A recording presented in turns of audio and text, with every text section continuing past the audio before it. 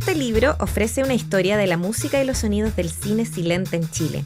Examina la llegada del cine y la conformación de sus prácticas musicales asociadas, los repertorios interpretados en innumerables funciones y los instrumentos, formatos y aparatos sonoros empleados para dar sonido y vida a la experiencia cinematográfica. Esta es la historia que nos trae en esta oportunidad, y después de investigar tantas veces también de la música en el teatro, del cine sin duda, del cine documental, y ahora sobre el cine silente o el cine mudo, y cómo la música llenó todos los espacios que el cine mismo nos invitaba a imaginar. Y bueno, eso sucedió y sucede hasta el día de hoy. Este es el libro Cinema Concierto, que vamos a conversar el día de hoy en esta edición de Tantas Canciones Buenas, junto a su autor Martín Farías, quien ya nos acompaña aquí en el estudio y a quien saludamos, igual que a ti que nos sigues a través de radio.uniac.cl en nuestra transmisión en vivo, y para nuestras plataformas digitales, nuestros productos on demand y todo lo demás a través de nuestro canal de YouTube, a través de nuestro Instagram, a través de nuestra app. La idea es que hagamos comunidad. Bienvenidos, bienvenidas a nuestro programa Tantas Canciones Buenas en Radio UNIAC. Martín Farías, qué gusto tenerte acá. Muchas gracias, Muriel, por la invitación. Bueno, yo le llevo un extracto que es como la introducción, bueno, es parte de hecho no es el inicio, sino que un poquito más allá, pero que creo que determina así como el marco de donde nos vamos a sentar a conversar acá y qué es lo que presenta tu investigación. Pero primero que todo quisiera poner en contexto a la gente de tu trabajo y de darles a conocer también lo mucho que has abarcado la investigación de la música, desde la musicología sin duda, pero también desde la cultura popular.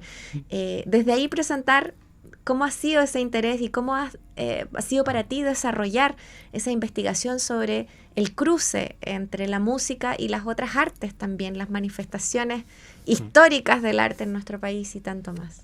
¿Sabes qué? Eso me trae, estando aquí, a algunos recuerdos más antiguos de lo que quisiera confesar, de que yo partí siendo estudiante de música, partí haciendo música para teatro en esta universidad justamente. Wow. Hacía la música para los exámenes de la gente que estudiaba teatro, hacían teatro chileno y yo les acompañaba con otro amigo que hacíamos música en vivo, con diferentes instrumentos, y empezamos a aprender lo que significaba hacer música, pero no solamente música para un concierto, sino música en diálogo con otra disciplina, en este caso con el teatro. Y a raíz de eso yo me empecé a interesar en qué pasa con esta interacción, ¿no? ¿Qué pasa cuando la música se pone en diálogo con otras disciplinas, con otras artes, con otras formas de expresión? Y ahí me fui acercando a las cuestiones ya más reflexivas, ¿no? A pensar si se podía hacer una investigación al respecto. Y por eso partí investigando justamente la relación entre música y teatro, como una manera de ponerle un poco contexto o sustento a las cosas que yo venía haciendo ya como músico. Y ahí comenzó mi carrera como investigador, y después me fui acercando al cine también como lo que he desarrollado en los últimos años, que tiene que ver con esa misma relación, música y cine, cómo se vinculan, cómo dialogan. Que encuentro muy bonito ese diálogo también, pero desde las edades del mundo, ¿no? Porque el hacer algo tú en ese presente, que ahora ya es pasado, pero ese era un presente, y ver qué es lo que se estaba haciendo antes también, y cuál es esa relación, de dónde viene, qué códigos, ¿qué significó para ti también como creador en ese momento poder comprender esas prácticas? Sí, sabes que es una cosa que es bien interesante, porque muchas veces yo me daba cuenta cuando conversaba con las personas que se dedicaban a hacer música para teatro, que no había mucha claridad sobre lo que se hacía antes, ¿no? Y hay una especie como de presentismo que nos embarga a veces, como de creer que estamos todos inventando la rueda. Sí. Entonces después había que hacer esa pega, ¿no? De ir para atrás y ver, bueno, existieron compañías que en los años 80 ya estaban haciendo música en vivo en el teatro, el Gran Circo Teatro, el Teatro del Silencio, ¿no? Y antes de eso también había muchas experiencias diferentes de compositores vinculados con el teatro, de gente que hacía música en vivo en las obras, con mucha mayor antigüedad, ¿no? Entonces es siempre bonito ese descubrimiento porque, como te digo, muchas veces nos quedamos con una especie de idea de que todo es muy nuevo, de que no hay nadie más que haya hecho esto antes, y en realidad cuando uno empieza a escarbar un poco se da cuenta al tiro de que las cosas no son tan así, ¿no? Y que hay gente que hizo cuestiones muy novedosas, muy vanguardistas hace un montón de tiempo, y este libro de alguna manera es como el resultado de eso también, ¿no? De pensar en que en 1896, a comienzos del siglo XX, ya se estaban haciendo musicalizaciones del cine que se exhibía, ¿no? Y había música en vivo, conjuntos, solistas que tocaban en las salas y que acompañaban las películas que se mostraban. Ahora me encanta porque igual haces ese juego de intertextual del presente mirando al pasado, porque te sitúas en el libro y en la misma investigación con el centenario de Lúcer de la Muerte y la orquesta o el trabajo que hizo el Horacio Salinas, tremendo compositor nacional además, él como él solo figura, o en Inti Illimani, tanto más, que hizo la música y que se interpretó y que tú estabas, un concierto veraniego y nos sitúas como crónica musical en el lugar, en el aula magna de la USACH, escuchando esta tremenda pieza realizada por Horacio Salinas para la película. Y entonces es mirarla además desde el presente, pero con toda esa épica del pasado. Sí. Claro, quisiera como recordar eso y cómo eso empuja o te instala también a ti en la inspiración de qué lugares empezar a mirar o escuchar. Sí, totalmente. Es que yo creo que al final a veces pareciera que cuando uno dice una investigación histórica de principios del siglo XX es como algo que está completamente desconectado con nuestro presente, cuando en realidad es todo lo contrario, ¿no? Hay un montón de diálogos y hay un montón de trayectorias que se pueden trazar desde esos años hasta cuestiones más contemporáneas, ¿no? Entonces, para mí, ese evento que fuimos a un caluroso día de enero de 2025, todavía lo recuerdo porque hacía un calor terrible. Un año atrás, además. Menos mal que hoy día nos tocó más fresquito el día. Por suerte. Y claro, y esta música que compuso Horacio Salinas en los años 90 y que ha tenido como distintas elaboraciones, ¿no? Al principio partió como una música más para un conjunto más pequeño y ahora la ha ido adaptando para la orquesta completa, ¿no? Y la tocó la orquesta de la USACH, que es fantástica por lo demás, y con una proyección a cargo de la Cineteca Nacional de la película restaurada, en muy buena calidad, se podía apreciar de una manera magnífica todo. Entonces, esto que parece tan en el pasado está súper vivo, ¿no? Y también en otros eventos también es muy frecuente hoy día encontrarse con películas silentes exhibidas con música en vivo, que se hacen algunos experimentos, en algunos casos con músicas bastante experimentales, en otros casos se apuesta por cuestiones un poco más tradicionales, como el acompañamiento de piano y otras cosas. Entonces son prácticas que son centenarias, pero que están mucho más vivas de lo que creemos. Claro. Sí, y qué lindo eso, porque la forma de, claro, pues la composición o cuán protagonista es el piano en todo esto es como algo muy universal además, como que todos entendemos en general, como que el cine silente en el mundo es como que lo primero, o por lo menos a mí me pasa, ¿no? Público, lo primero que escucho es el piano, considerando que no deberíamos escuchar nada, pero que se escucha siempre algo igual.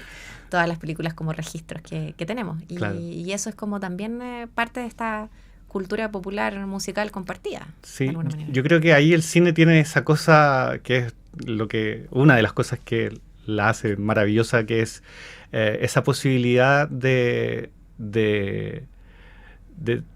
expansión por el mundo, ¿no? De que de hecho yo parto en algún momento de los capítulos contando la molestia de Máximo Gorki, el escritor soviético, ante haber visto bueno, en ese momento no soviético, ruso. Claro. Antes de haber visto la tecnología del cine y haberse decepcionado de que no había sonido y de que eso le quitaba toda la vida a la exhibición cinematográfica, y a él le pareció que era muy muy desagradable la experiencia, ¿no? Sin No quedó sonido, contento no con es el nada. cine. Entonces No. es impresionante verlo eso con la distancia del tiempo y decir qué increíble que este escritor fue y le pareció molesto justamente porque no estaba el sonido y eso le quitaba la vida. Él lo dice de una manera mucho más linda, por supuesto, que como lo digo yo, pero de alguna forma indica que la ausencia de sonido es sinónimo de ausencia de vida. Entonces a mí eso me sirve como una anécdota preciosa para comenzar el relato y para pensar que en una pequeña ciudad de Rusia en la época se estaba exhibiendo estas películas de los hermanos Lumière en 1896. Que Y ese además mismo una año... película del sí, año, o sea, de los Lumière, pues, o sea, claro, podría, que para todo el mundo era la fascinación absoluta. la maravilla total. Y él lo mira no. con escepticismo. Claro, y en esos mismos meses se estaban mostrando esas mismas películas en Santiago, en Valparaíso y luego en las diferentes ciudades de Chile. Entonces imagínate, algo que se está circulando en la Rusia del interior, por así decirlo, y está al mismo tiempo circulando en Chile y circulando en diferentes países del mundo, ¿no? Entonces esa posibilidad del cine de llegar a lugares muy recónditos también yo creo que hace esta sensación de universalidad. Yo tengo sospechas de que sí es realmente un fenómeno completamente universal, porque esa palabra es una palabra riesgosa. Es como una palabra grande. Pero sí, pero es como un fenómeno sin duda transnacional, un fenómeno muy... Igual no me deja de impresionar, Martín, que el cine y lo que conllevó a que gente compusiera, ya hablaremos de eso, quiénes, cómo, de qué forma, pero que llegar a Chile, que siempre siento que nos quedamos atrás o llegamos atrás, o en general, sobre todo, y siendo principios de siglo, o sea, como en el cambio además, de siglo, y como pensando en esta cosa como de la tecnología, la industrialización y todo lo demás, y Chile no se haya quedado necesariamente atrás, haya ido como a la par de ver como otros lugares en el mundo estaban haciendo esto también. Y nos recuerda lo importante que fue la industria del cine desde el comienzo acá en nuestro país. Sí, yo creo que tiene que ver con lo mismo que conversamos antes, ¿no? De esta idea de que a veces pensamos que las cosas son muy nuevas y con esto de la globalización y del internet y de las redes sociales que creemos que ahora tenemos comunicación muy rápida. En ese momento, claro, los canales eran otros y a lo mejor parecían un poquito más lentos, pero había una comunicación súper fluida de lo que se estaba haciendo en diferentes lugares del mundo y también hay una fuerza bien poderosa de parte de las grandes industrias como lo fue la industria del cine ya desde sus comienzos, de llegar a distintos países del mundo y esparcir su imperio comercial, porque no nos olvidemos que también esto es un negocio en buena medida. Entonces... absolutamente. Oye, y a propósito de entender y empaparnos de la música que se hace para el cine, pensando en eso, hemos estado y vamos a estar escuchando del disco que también puedes encontrar, que yo encuentro una maravilla que se haya hecho también, de Horacio Salinas con la Orquesta Clásica USACH. Son 20 canciones y están digitalizadas. Se llama El Húsar de la Muerte porque alude justo a esa creación que es para esa película también, celebratoria un poco también de ese trabajo cinematográfico y bueno, es parte de lo que vamos a estar escuchando. Así que les invito a que abramos este espacio de conversación junto a el tema que inicia este recorrido de tracks y es Húsar de la Muerte, por supuesto, interpretado en vivo por la Orquesta Clásica USACH y lo escuchas aquí en Tantas Canciones Buenas.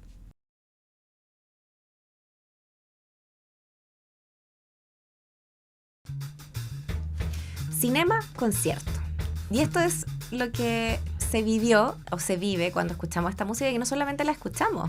Inmediatamente hacemos el link de la memoria a pensar que esta bella composición hecha por Horacio Salinas que nos ha estado acompañando durante esta edición del programa, que es El Húsar de la Muerte, nos va a llevar a esa película también porque está pensada en ella. Bueno, parte de eso es una cosita también dentro, un ímpetu de Martín Farías también a propósito de este hermoso libro que se llama Cinema Concierto y desde ahí nos vamos a ir aproximando a no solo la historia del cine y la música y esta muy buena conjunción a propósito del cine silente, sino que también a la historia de nuestro país y mucho más, ¿no? A los procesos culturales que también se viven acá.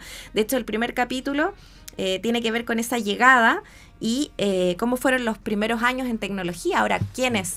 Y de qué manera también se empezó a incorporar el tema de la música acá en Chile, cómo fue Cuéntanos un poquito, ¿a dónde te llevó también esa investigación, Martín? Sí, bueno, esos primeros años, desde cuando el cine llega efectivamente a Chile y se exhibe en Santiago, en Valparaíso, en 1896, son los años más difíciles de investigar en realidad. Son años donde hay muchos vacíos porque se sabe muy poco de lo que pasó con estas tecnologías, porque eran tecnologías muy nuevas, que no se sabía si iban a ser un entretenimiento pasajero, si iban a quedar.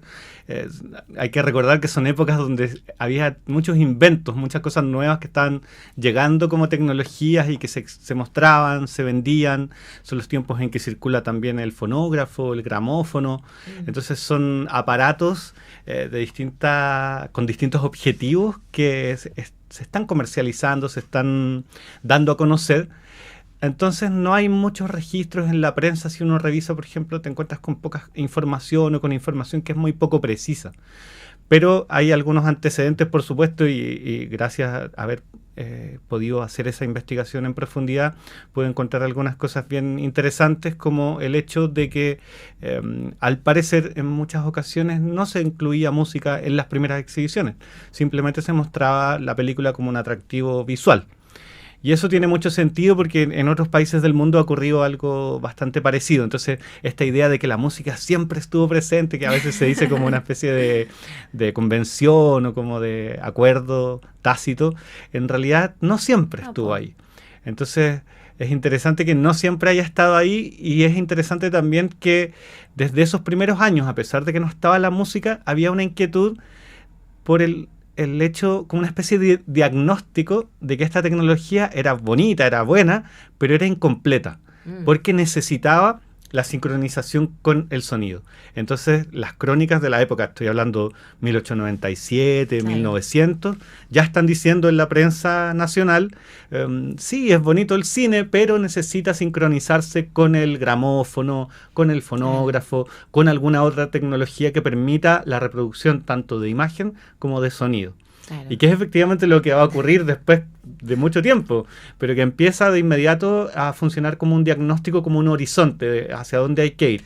Y igual, por supuesto, muchas producciones, perdón Martín, no. Pero para también tratar de poner ese contexto, claro, hay muchas cosas que se traían y que no eran necesariamente una película. O sea, pensemos como lo vemos hoy día, no vamos a ver 2 horas necesariamente de algo, ¿no? Eran como también algunas piezas, las cositas, algunas más creativas eran más pequeñas, otras también tenían inmediatamente que ver con propaganda. Entonces, como entender que quizás, claro, la paciencia de la gente y el asombro de la gente también se entendía en ese acuerdo quizás de no vamos a estar 3 horas pegados casi todos callados, en silencio, ¿no? Porque tampoco había música, digo, ¿no? Es como claro, que igual hay una...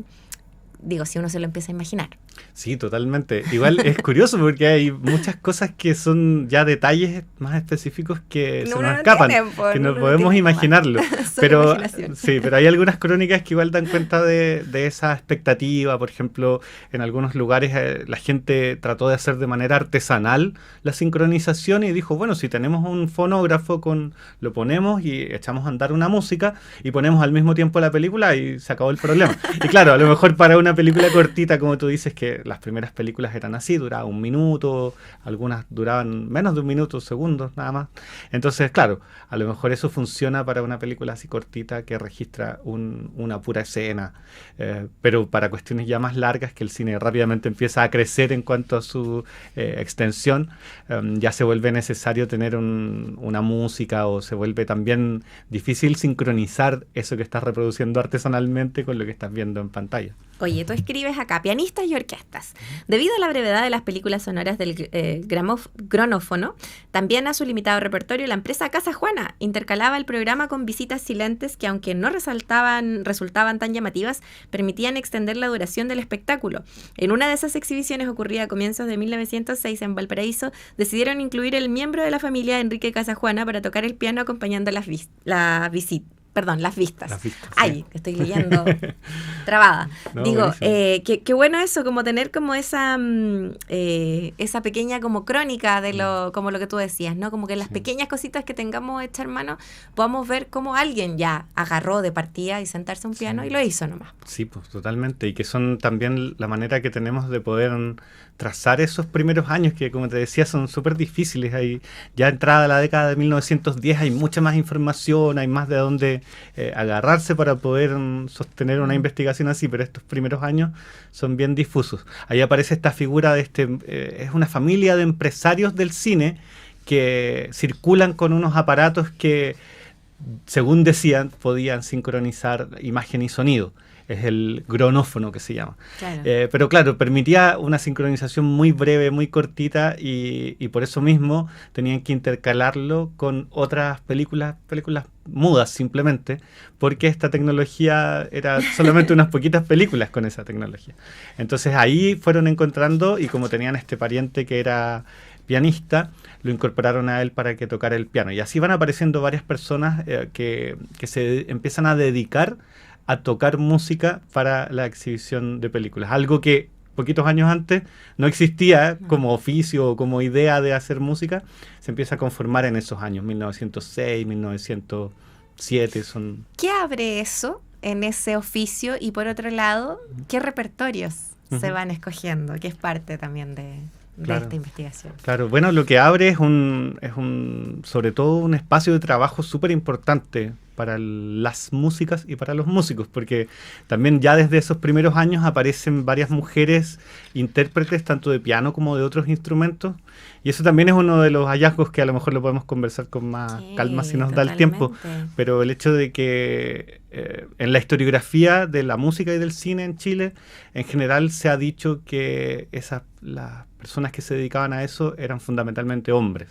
Incluso hay textos que dicen que las mujeres no eran parte abiertamente de esa actividad. Entonces, al revisar las fuentes, yo me doy dando cuenta de que no es así, de que hubo mujeres tanto como intérpretes de los conjuntos, como solistas, contratadas por los teatros para tocar música, para tocar el piano u otros instrumentos, y que hubo también directoras que dirigían los conjuntos orquestales, que era una labor... Es que ¿por qué las dejaron fuera? ¿Cuál era Claro. Bueno, tú dedicas toda una sección del libro también al tema de las inequidades de género, que tiene que ver con esto, ¿no? Y bueno, en general, a propósito de tomarlo y entenderlo como un oficio, si era un repertorio o repertorios que se tomaban y que se hacían frente a esto. Hablemos, ya que tocaste la tecla, profundicemos ahí.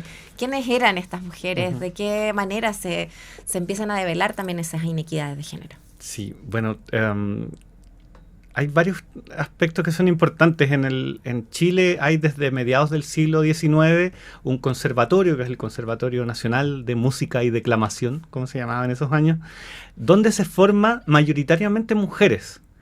También tenemos que recordar que es un periodo de nuestra historia donde la formación musical tiene que ver también con una especie de sentido de ilustración y buenos modales para los sectores más acomodados de la sociedad. Entonces es muy normal que una mujer joven de esa época aprendiera a cantar o aprendiera a tocar el piano, así como aprendía otras cosas, ¿no? Entonces muchas personas se acercaban al conservatorio con esos objetivos, pero también de la mano con eso hay un proceso de conquista de derechos de las mujeres en términos de el voto, o sea, el voto femenino va a venir después, pero en términos del derecho a estudiar carreras universitarias, ¿no? Entonces 1877, si no me equivoco, son... un poquito antes de la llegada del cine a Chile, ya las primeras mujeres se gradúan de la universidad, entonces hay una entrada a la formación profesional en el amplio sentido de la palabra, no solamente en la música, que tiene que ver ya no con una formación más de carácter personal, sino con una formación orientada al trabajo, ¿no? Entonces ya entrado el siglo XX, empiezan las mujeres a tocar en distintos lugares, en espacios de entretenimiento, donde tocaban los músicos, las orquestas. Las mujeres empiezan a sumarse a los conjuntos. Y como se empieza a abrir este espacio laboral que es el cine, que adquieren mucha masividad muy rápidamente. Entonces en 1910, 1915 se empieza a llenar de salas de exhibición cinematográfica y se necesitan personas que toquen. Y venían estas mujeres con esa formación del conservatorio, y también hay en el medio musical de la época muchas personas, tanto hombres como mujeres, que venían del extranjero, de las colonias italianas, de la colonia británica, de diferentes lugares, gente que venía de España también hacia Chile, que se instalaron en Chile, y que venían con formación musical en conservatorios de Europa, y eso les traía como una especie de prestigio, ¿no? Porque, un plus, totalmente. Supuesto, sí. De hecho, hay algunos antecedentes de casos de gente que decía que venía del conservatorio, pero en realidad no venía del conservatorio, sino que chamullaba su currículum tal como pasa lo hacemos hoy día, tal cual. Oye, qué notable todas estas historias detrás. Bueno, vamos a seguir deambulando por ellas. Estamos con Martín Farías, autor de Cinema Concierto, música y sonidos del cine silente en Chile, que vamos a tener la posibilidad también de seguir indagando dentro de esta investigación que nos toma desde la música, sobre todo desde la música y la importancia. ¿Ves tú cómo incluso frente a una imagen y una tecnología y a toda una producción tan grande, la necesidad de que esto estuviera, de que la música sonara, de que el sonido estuviese? Y eso es muy interesante, lo vamos a abordar también. Música y sonido, porque no necesariamente es lo mismo, claro. Fuese también parte de esta historia. Así que bueno, del Húsar de la Muerte, esta hermosa composición de Horacio Salinas que estamos dejando que nos acompañe hoy día, vamos a escuchar Carmen, acá en nuestro programa, y luego Marcha y Caída, las dos juntitas, maestro, para que sigamos conversando después aquí en nuestro programa.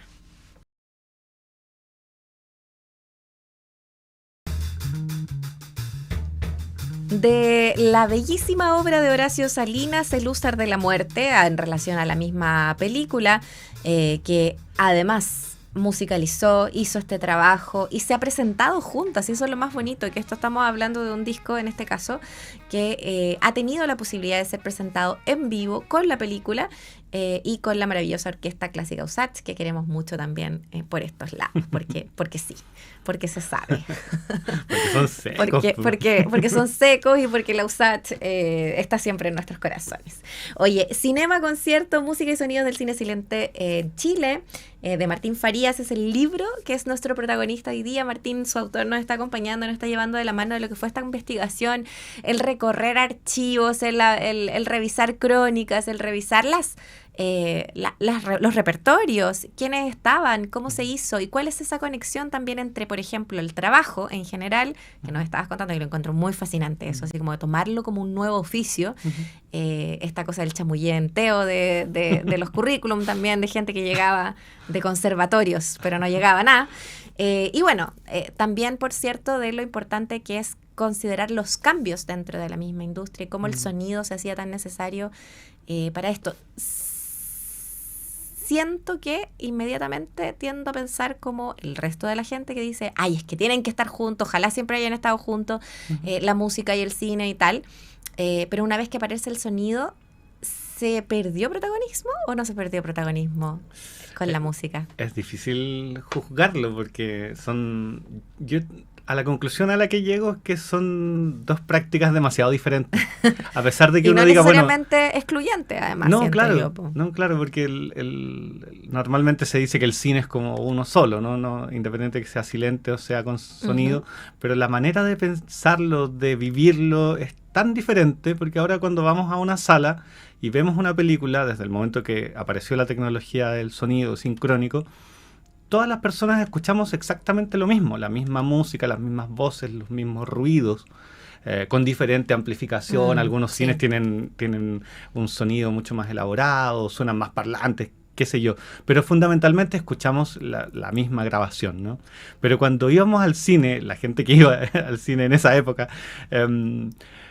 cada experiencia era tan diferente y te podías encontrar con cosas tan distintas si ibas a ver una película a una sala o si la ibas a ver esa misma película a otra sala, que difícilmente podríamos decir que esa fue la misma película, ¿no? Se vio lo mismo en términos visuales, pero lo que se escuchó podía ser tan distinto porque cada sala trataba también de darse a conocer con la parte musical y de resaltar diferentes aspectos, ¿no? Entonces se contrataban a muchos músicos en algunas salas que tenían más recursos, otras salas tenían conjuntos pequeñitos de 2 o 3 integrantes, otras salas se quedaban solamente con una persona que tocara el piano. Y también se incluían no solamente música, ¿no? Sino también sonidos, como anunciamos en la sección anterior, que empiezan a incorporarse estas especies de efectos especiales, que son sonidos que sincronizan con lo que está ocurriendo en la pantalla. Entonces, por ejemplo, si hay una balacera en la película, se escuchan un percusionista que le pega algunos instrumentos para que se imite ese sonido de las balas con alguna percusión que tenga a la mano. Es súper teatral esto. Totalmente. Entonces yo digo, esto está mucho más emparentado con la tradición del teatro, con la tradición de los espectáculos de variedades, que con lo que hoy día entendemos como ir a una sala y estar relativamente callados. O poner una banda escuchando. sonora para una película en particular, o sea, es otra la dinámica, no estás pensando en el foley de la película, eso lo hace otra persona, es como, en cambio esto, lo que tú nos relatas, es algo que sucede con el público ahí. Exacto. Además ocurriendo mientras estás ahí disfrutando de esto. Sí. Y uno puede emparentarlo con el teatro, con las variedades, con el radioteatro, con todo lo que pasa durante, no sé, mediados de siglo y tal. Pero y en ese sentido, tú haces un capítulo sobre los públicos, sobre la crítica y el público en general, que son dos cosas muy distintas también. Sí, o sea, sí, por supuesto. Sí, a mí me interesaba, junto con tener los antecedentes de qué es lo que sonaba, cuáles eran los repertorios y estas cuestiones más pragmáticas, por así decirlo, me interesaba ver cuáles eran las impresiones de la gente en la época, porque como conversábamos antes, ¿no? A veces uno desde el presente se imagina cosas o juzga situaciones, pero cómo se vivía en la época, cómo la gente recibía esa manera de hacer música para el cine. Entonces ahí yo me encuentro con cuestiones muy sorprendentes, como por ejemplo el hecho de que por mucho tiempo, ya está bien entrado la década de 1920, por ejemplo, cuando ya la práctica del cine silente está súper consolidada y hay orquestas por todos lados tocando para las películas, todavía no está tan clara cuál es la relación de la música con la pantalla. ¿Qué quiero decir? Que en algunos casos se toca para lo que está ocurriendo en la imagen, entonces se trata de sincronizar con las emociones, con los efectos especiales, pero en algunos casos no se toca tan así, sino que se toca de una manera más decorativa, como de acompañamiento, y en algunos casos incluso el público no quiere que se toque la música durante la película, o que quiere solamente que se toque el piano, pero que el conjunto musical participe solo en los entreactos, entre medio de en los espacios que hay entre la película o al final. Entonces dicen, no, es que no, o vemos la pantalla o escuchamos la música, como que fueran dos cosas distintas, ¿no? Y eso a ser exigentes también. Y eso entrado en 1920, cuando uno se imaginaría que está todo como sonando en sincronía, no siempre fue así. Y hay diferentes opiniones, también hay diferentes opiniones de qué conjuntos son los más adecuados. En los primeros años del cine era muy normal que se acompañaran las películas con las bandas de bronce que tocaban en las plazas, que tocaban en los eventos municipales como los orfeones, ¿no? Eso hoy día nos parece una cosa descabellada, por supuesto, pero en esa época era muy común porque estas bandas municipales tocaban en los eventos principales que se hacían en la ciudad, cuando se inauguraba alguna plaza, cuando simplemente era el entretenimiento del día domingo, que la gente salía a pasear y escuchaba a la banda en la calle. Asimismo se la llevaba al teatro para que tocara en las exhibiciones de las primeras películas. Después eso fue quedando en el olvido porque se fue considerando que el acompañamiento del piano y de los conjuntos de cuerdas era el más adecuado, ¿no? Claro. Pero eso pasó Pero qué después. entretenido que probaron cosas, po. Claro que sí. Cosas sí fueron como arriesgadas también dentro de esto, ¿no? Sí, y eso te habla también de lo nuevo que es, ¿no? Que en ese momento se percibe como algo de lo que hay que hacer algunos experimentos. Claro. Y después Está quedarse permitido. con alguna opción. Sí, de todas maneras. Oye, Martín, no sé, como que quisiera también ahí, bueno, dejar como varios hilos también en torno a lo que vamos a poder encontrar acá, porque yo siento que no nos habla solamente del cine y de la música para el cine, sino que también de cómo se vivía en la época, cómo ir mirando con foco también de la historia aquello, ¿no? Y cómo sientes tú que eso... comprender ese trabajo, comprender esos repertorios, comprender que se haya sacado a las mujeres de la historia un poco de la música del cine, repercute en el hoy día, ¿no? Aprovechando esta idea que tenemos de que no estamos tan lejos en realidad. Claro. O de esa premisa. Sí, bueno, una de las ideas principales con las que yo orienté el trabajo era justamente poder hacer ese diálogo con el presente y pensar en que, por ejemplo, estamos hablando del Luzar de la Muerte, con esta exhibición preciosa que se hizo con la orquesta y la música en vivo. Hay algunos ejercicios que se han hecho también similares con música en vivo en el Festival de Cine Recobrado que se hace en Valparaíso, ¿no? Entonces hay experiencias muy bonitas ocurriendo en el presente, pero curiosamente sabíamos muy poco de cómo se hacía la música para el cine silente en la época del cine silente, ¿no? Entonces, claro, yo no creo que hoy día tengamos que hacer la música exactamente igual como se hacía en esos años, en ningún caso. Yo creo que ahí las posibilidades creativas son siempre mucho más amplias, pero sí que bueno que tengamos la posibilidad de saber cómo era efectivamente lo que ocurría allí o cuáles son los rastros que nos quedan de eso, ¿no? Es difícil saber exactamente cómo ocurría, pero los rastros que tenemos, poder sistematizarlos y poder decir, ya, parece ser que esto era más o menos así. Ahora lo que hacemos en el presente puede seguir eso o puede cambiarlo completamente, por supuesto, porque hay otras tecnologías, porque hay otras posibilidades, pero tenemos esos antecedentes, tenemos ese relato de lo que fue la historia de esta manera de hacer cine y de hacer música. Totalmente. Bueno, ¿y de qué manera? No, es que, ¿sabes lo que me pasa? Es que además siento que contigo y tu trabajo, el que haces con Ailín Carmi también, a quien le mandamos muchos cariños, son los dos unos secos, los admiro muchísimo, están todo el rato dialogando desde uno u otro momento, de una u otra personificación de la historia, ¿no? Porque hace relativamente poco tiempo estrenaron este precioso documental que se llama Himno, que tiene que ver con cómo se reproduce el pueblo unido, no solamente en Chile, sino que en todas otras partes del mundo, y cómo se transformó en un himno también por eso mismo, ¿no? Y hacen esta película documental sobre una canción, sobre una música, una melodía particular, y el recorrido sale desde el cine también. Entonces, preguntarte también como para ti, como rol de investigador y creador, ¿no? Que es difícil pasarse de un lado a otro, volver a eso. ¿Se trabaja desde el rol o todo se mezcla? Sí, yo creo que todo se mezcla porque es súper difícil salirse de un plano y pasarse a otra cosa, ¿no? Yo creo que uno siempre está pensando de una manera más o menos integrada y los resultados de las cosas pueden ser uno u otro, pero por ejemplo cuando trabajamos en el documental Himno que tú mencionas, lo primero que hicimos fue una investigación, un proceso de investigación que nos permitiera entender cómo había circulado la canción y claro, luego viene un proceso ya más creativo de cómo vamos a contar esa historia en un documental y decidimos hacerlo así y no podríamos haber hecho un libro sobre eso también, claro, o haber hecho otra cosa que no fuera un documental, pero decidimos hacerlo así porque nos pareció que esa era la mejor manera de comunicar eso que queríamos comunicar.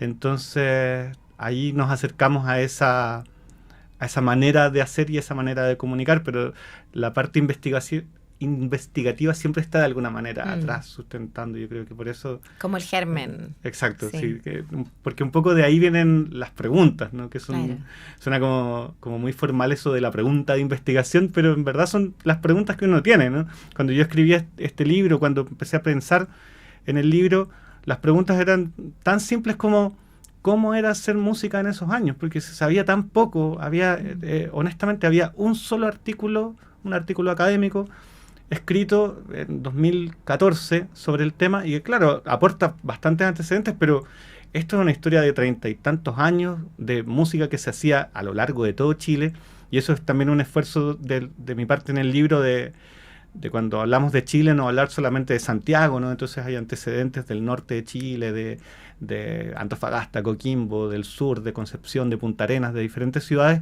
de Valparaíso, por supuesto, de Santiago también, y no quedarnos solamente con lo que ocurría en Santiago. Pero hay una apuesta por responder a preguntas que a lo mejor hoy día suenan como muy obvias, ¿no? Cuando ya está el libro listo, es como, bueno, ahí está todo y parece todo súper simple, pero mira, hay un trabajo enorme detrás. Era todo tan, mira qué fácil esto. No. Mucho tiempo. Sí. Un himno también lo fue. Claro que sí. Y la realización y la postproducción y todo lo que es, también ojalá puedan ver ese precioso documental que hicieron también con Ailín. Martín, muchísimas gracias por acompañarnos, muchísimas gracias por traernos tu investigación. La música te lleva, pues, te vayas a seguir haciendo cosas ahí con respecto a la música popular. No lo vamos a adelantar, mira, para no chismosear antes de tiempo, pero definitivamente cuando esté ya andando eso, por favor ven a comentarnos, porque bueno, vas a seguir trabajando con grandes canciones de la música popular chilena. Claro que sí. Bueno, yo les quiero dejar la invitación al lanzamiento del libro. ¿Verdad que se venía el lanzamiento? Sí. Me va a retar la Andrea. Pero soy así. Antes que nos vayamos. Sí, claro. Vamos. Sí, Lanzamiento. Vamos a presentar Cinema Concierto el martes 13 de enero, una fecha cinematográfica, ¿no? Sí, martes 13, y terrorífica. además. A las 19 horas en la Cineteca Nacional vamos a contar con dos presentadoras de lujo, que son la historiadora Camila Gatica y la musicóloga Daniela Fugli, que van a comentar desde sus expertices el trabajo. Y después vamos a tener un cineconcierto, justamente con Carla Díaz, que es la pianista que ha estado trabajando con el Festival de Cine Recobrado y con algunas exhibiciones en la Cineteca, musicalizando algunas de estas películas silentes que sobreviven hoy día, en algunos casos películas cortitas. Vamos a hacer una selección de cortos chilenos con música en vivo, y ella preparó una partitura especial, compuso especialmente para la ocasión. Yo estoy súper honrado porque yo la convoqué pensando en que ella reciclara algunas de las cosas que ya había hecho, una cosa más humilde, y ella me dijo, no, yo quiero componer de nuevo, y compuso algunas cosas para piano, otras cosas para piano y violín, y otras cosas para cuarteto de cuerda. Entonces va a ser una cosa increíble. Qué notable. No, bueno, y el trabajo en la Cineteca también, con toda la restauración y el cuidado que hacen a ese cine silente también. De hecho, gracias a ellos tuvimos esa posibilidad de ver el Luzar de la Muerte también, y bueno, y tantas más, ¿no? Y tantas cositas más que se mantienen también por eso, y me encanta, y quería cerrar como con eso, con la idea de los músicos y músicas conociéndose de memoria cada gesto, cada movimiento, cada posibilidad de sonido que sale en la película, como para poder interpretarlo como lo hacen. Insisto, es muy teatral, es muy histriónico y es muy de profundizar también en la obra misma. Claro que sí. Bueno, y ese día se va a poder ver justamente ahí en el escenario a Carla y su conjunto haciendo aquello. Martín Farías, muchísimas gracias por acompañarnos en tantas canciones buenas. Gracias, Muriel. Gracias a Jaime Barra en los mandos técnicos, y por ayudarnos también a deambular por esta preciosa música que nos trae la Orquesta Usachi y el compositor Horacio Salinas. Estamos revisando durante esta jornada, estuvimos acompañados con el álbum El Luzar de la Muerte, que encuentras digitalizado. Escúchalo, de verdad, este es ese regalo de escucharlo completito. Nos quedamos con Tonada y Muerte. Esto es lo que cierra, es más larguito y es más profundo también, a propósito de esta obra dedicada a Manuel Rodríguez. Así que con eso cerramos, que estén muy bien, hasta la próxima. Chao.